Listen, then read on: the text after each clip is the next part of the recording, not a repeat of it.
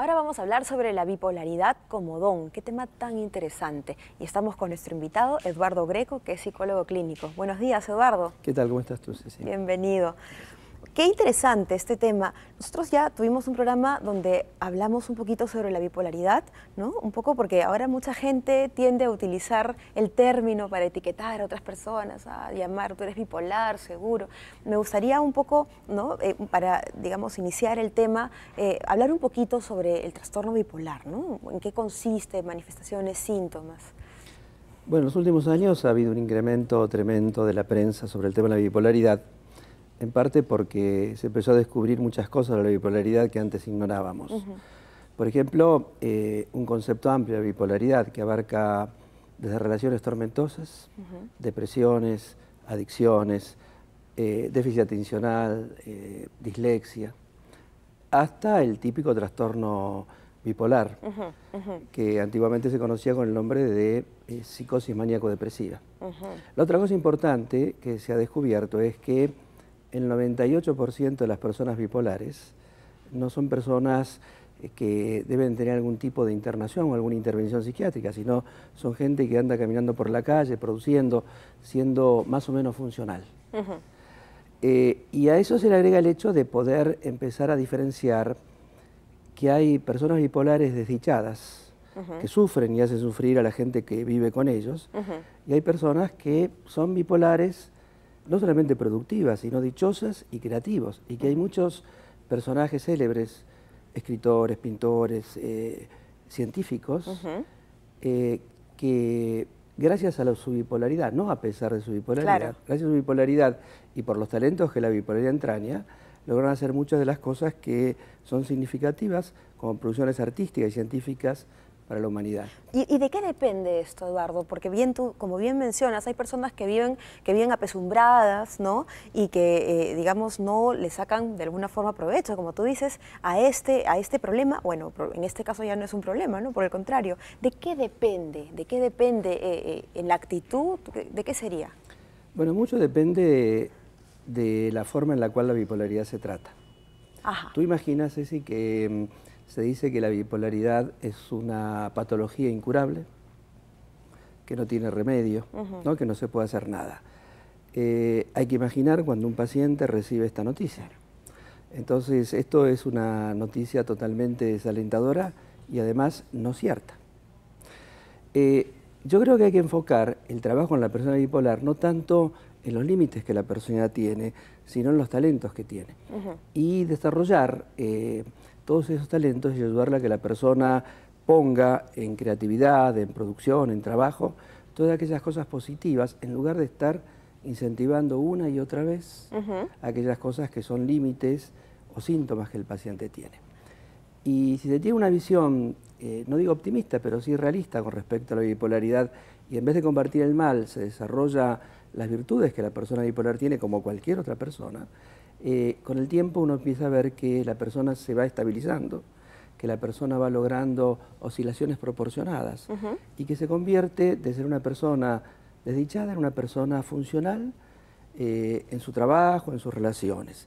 El principal problema de la bipolaridad no es tanto la oscilación, sino lo que le pasa al bipolar con sus vínculos. Todos sabemos esas historias de mi marido me hace sufrir, mi mujer me trae desdicha.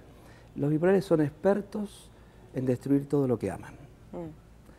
Por eso las relaciones tormentosas son una forma de bipolaridad. Entonces, en la medida en que la persona bipolar empieza a tener vínculos sanos, vínculos gozosos, vínculos armónicos, una gran parte de su problema comienza a ponerse en caja y todo empieza a circular positivamente. ¿Y cómo se puede lograr esto, Eduardo? Porque, de hecho, algunas personas se estarán preguntando cómo manejamos estos periodos de hipomanía, ¿no? O estos periodos de depresión severa que vienen, ¿no? Que vienen y que los tumban. ¿Cómo se puede superar esto?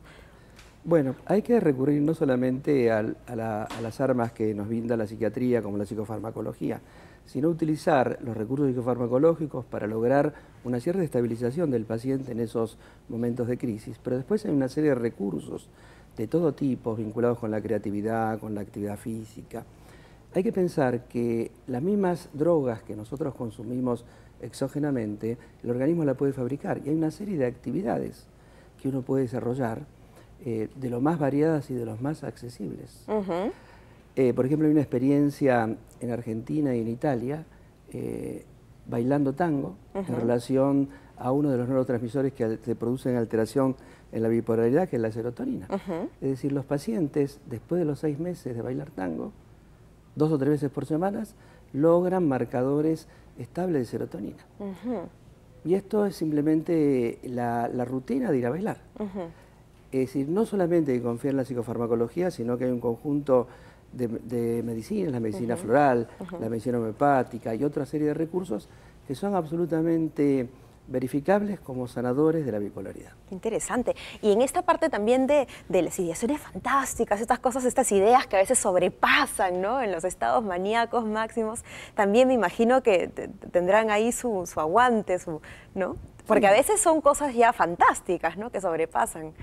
Bueno, a veces hay gente que no tiene manías y dice cosas fantásticas. También, ¿no? también. Pero hay que pensar que estas personas son el 2% del total de la bipolaridad, ¿no? Pero bueno, hay que recurrir a aquellos recursos que nos permiten al paciente volverlo a la realidad, pero después hay que aprovechar eso para hacer un tratamiento de fondo, ¿no? Tenemos la certeza, después de tantos años de trabajo con la bipolaridad y con los recursos psicofarmacológicos que tenemos, que sin embargo cada vez hay más bipolares. Quiere decir que algo está fallando. Y lo que está fallando es que es bueno que utilicemos esos recursos puntualmente, pero que hay otros recursos sanadores de base que hay que utilizarlos con el paciente para llegar a su verdadera curación. ¿La bipolaridad es hereditaria? No, es otro mito, ¿no? Otro mito. Todos nacemos en familia, no nacemos ni en una caja de zapatos ni dentro de una calabaza. Y uno aprende estos patrones de conducta en el marco familiar. Y mucho tiene que ver el tipo de educación que nosotros recibimos, que es un tipo de educación que fomenta de alguna manera este tipo de comportamientos.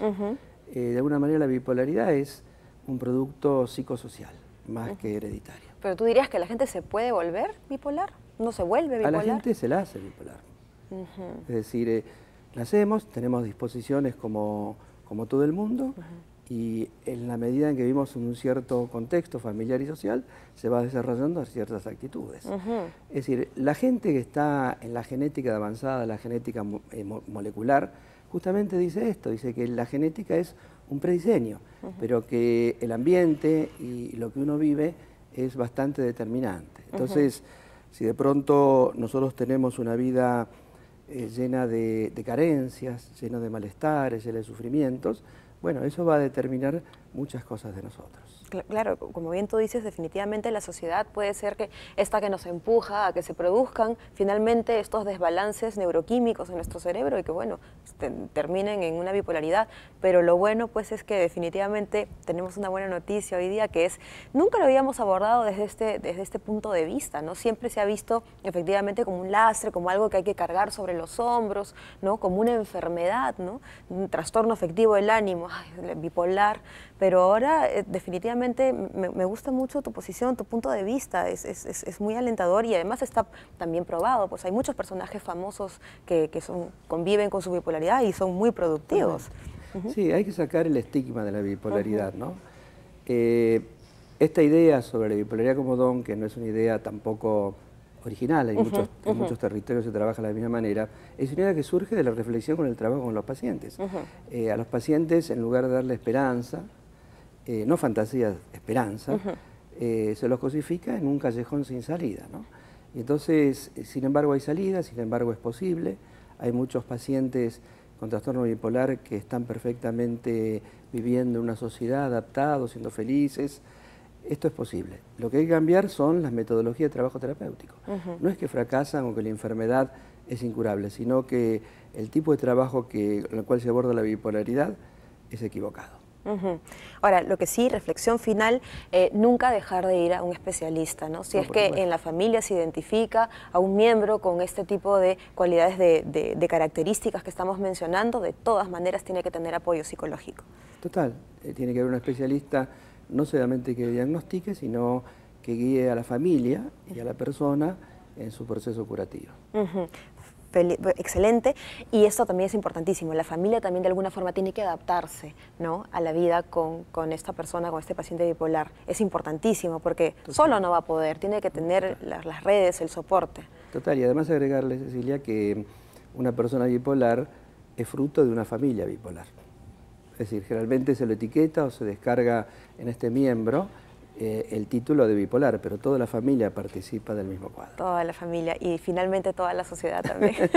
Muchísimas gracias, Eduardo. Sí. Gracias. Bueno, se acabó el programa. Pasó volando, el tiempo pasó volando, pero ha sido realmente hermoso. Hemos aprendido muchísimo y para mí todo un honor poder compartir con los profesionales que nos visitan y por supuesto también con ustedes que están del otro lado de la pantalla. Escríbanos a nuestro correo que es bienporcasa@tvperú.gov.pe y búsquenos también en el Facebook como Bien por Casa. Gracias. Chau.